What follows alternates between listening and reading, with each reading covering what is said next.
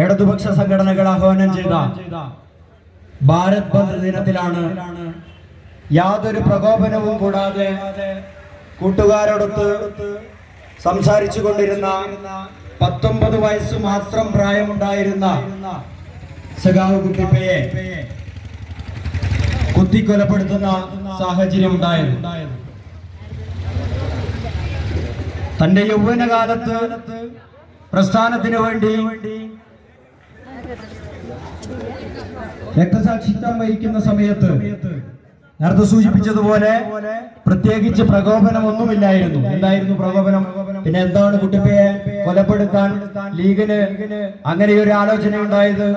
ലീഗിന്റെ പൊന്നാപുരം കൂട്ടയെന്ന് അവരവകാശപ്പെടുന്ന പാറക്കുന്ന് പ്രദേശം, ആ പാറക്കുന്ന് പ്രദേശത്ത് അനിതര സാധാരണമായ നേതൃപാടവം കൊണ്ട് എല്ലാവരുടെയും മനസ്സിലിടം നേടിയ 19 വയസ്സുള്ള കുട്ടിപ്പ എന്ന് പറയുന്ന ഞങ്ങളുടെ പ്രിയപ്പെട്ട സഖാവ് അവിടുത്തെ ഡിവൈഎഫ്ഐയുടെ ജോയിന്റ് സെക്രട്ടറി ആയി പ്രവർത്തിക്കുന്ന കാലഘട്ടം CPIM-ന്റെ അനുഭാവി ഗ്രൂപ്പ് അംഗമായി അവിടെ ജനങ്ങളുടെ ആകെ കണ്ണിലുണ്ടിയായി വളർന്ന സഖാവ് കുട്ടിപ്പയുടെ അനിതര സാധാരണമായ പാഠവം മൂലം അവിടുത്തെ യുവജനങ്ങൾ, അക്ഷരാഭ്യാസമുള്ള അഭ്യസ്തവിദ്യരായ യുവജനങ്ങൾ ആ പ്രസ്ഥാനം വിട്ട് ഈ ചെങ്കൊടി പ്രസ്ഥാനത്തിന്റെ കൂടെ വരും എന്ന ആശങ്കയുടെ ഭാഗമായി കൊണ്ടാണ് സഖാവ് കുട്ടിപ്പയെ ഒരു പ്രകോപനവും കൂടാതെ കുത്തിക്കൊലപ്പെടുത്തുന്ന സാഹചര്യം ഉണ്ടായത്.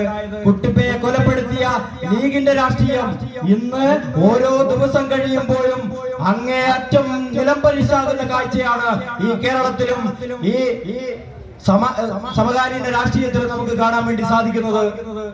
സഖാവ് കുട്ടിപ്പ കൊല ചെയ്യപ്പെടുന്ന സമയത്ത് ഞാൻ ഉൾപ്പെടെയുള്ള ഇവിടെയുള്ള ഒരുപാട് ആളുകൾ ജനിച്ചിട്ടില്ലാത്ത സാഹചര്യമുണ്ട്. എനിക്ക് കേവലം 3 വയസ്സ് മാത്രമാണ് പ്രായം. പക്ഷേ കുട്ടിപ്പ ഉയർത്തിപ്പിടിച്ച ആ മുദ്രാവാക്യങ്ങൾ, കുട്ടിപ്പ ഉയർത്തിപ്പിടിച്ച സ്വപ്നങ്ങൾ, ആ സ്വപ്നങ്ങളൊക്കെയും ആ രക്തദാനത്തിന്റെ മുന്നിൽ നിർത്തിക്കൊണ്ട് പിന്നീട് അങ്ങോട്ട് കണ്ട കാഴ്ച പൊന്നാപരം കൂട്ടയായി ലീഗ് കൊണ്ടു നടന്ന ആ പാറക്കുന്ന് പ്രദേശം ഇന്ന് ഉപ്പുവെച്ച കലം പോലെ ഒരൊറ്റ ലീഗുകാരനെ പോലും കണ്ടെടുക്കാൻ കഴിയാത്ത സാഹചര്യത്തിലേക്ക് കുട്ടിപ്പയുടെ ഹൃദയരക്തം കൊണ്ട് ചുവത്ത ചെങ്കൊടി അവിടെ പാറിപ്പറക്കുന്ന കാഴ്ചയാണ് നമുക്കിപ്പോ കാണുന്നത്.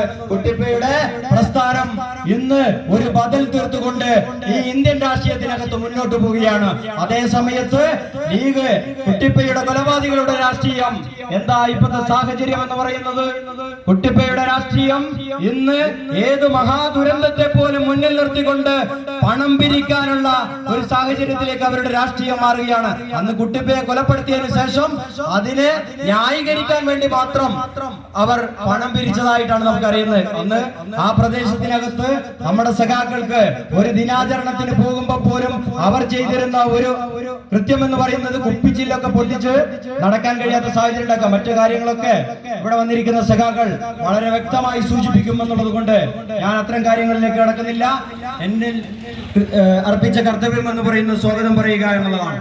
ഈ കുട്ടിപ്പയുടെ രക്തസാക്ഷിത്വ ഈ പൊതുയോഗം ഇവിടെ ഔപചാരികമായി ഉദ്ഘാടനം ചെയ്യുന്നത് കുട്ടിപ്പയുടെ പ്രസ്ഥാനത്തിന്റെ വയനാട് ജില്ലയുടെ അമരക്കാരനും സംസ്ഥാന കമ്മിറ്റി അംഗവുമായിട്ടുള്ള പ്രിയപ്പെട്ട റഫീഖയാണ്. റഫീഖയെ ഏറെ സ്നേഹത്തോടു കൂടി ഈ പരിപാടിയിലേക്ക് സ്വാഗതം ചെയ്യുകയാണ്. അതുപോലെ ഈ പരിപാടിയിൽ പങ്കെടുക്കുന്ന സംസ്ഥാന കമ്മിറ്റി അംഗം സഖാവ് ശശിയേട്ടനുണ്ട്. ശശിയേട്ടൻ ഏതാനും നിമിഷങ്ങൾക്കകം ഇവിടെ എത്തിച്ചേരും. സഖാവിനെ ഏറെ സ്നേഹത്തോടു കൂടി ഈ പരിപാടിയിലേക്ക് സ്വാഗതം ചെയ്യുകയാണ്. പാർട്ടിയുടെ ഏരിയ സെക്രട്ടറി ഈ പരിപാടിക്കകത്ത് പങ്കെടുക്കുന്നു. സഖാവ് C. യൂസുഫിനെ ഏറെ സ്നേഹത്തോടു കൂടി ഈ പരിപാടിയിലേക്ക് സ്വാഗതം ചെയ്യുകയാണ്. ഇവിടെ മുഖ്യ പ്രഭാഷണം നടത്തുന്നത് നിങ്ങളെല്ലാവരും കാത്തിരിക്കുന്നത് തങ്ങളുടെ വാക്കുകൾ കൊണ്ട് സമകാലീന രാഷ്ട്രീയം കൃത്യമായി ബോധ്യപ്പെടുത്താൻ ഞങ്ങളുടെ ക്ഷണം സ്വീകരിച്ച് ഇവിടെ എത്തിച്ചേർന്നിട്ടുള്ള പ്രിയപ്പെട്ട നാസർ കൊളായിയാണ്. സഖാവിനെ ഏറെ സ്നേഹത്തോടുകൂടി ഹൃദയപൂർവ്വം ഈ പരിപാടിയിലേക്ക് സ്വാഗതം ചെയ്യുകയാണ്.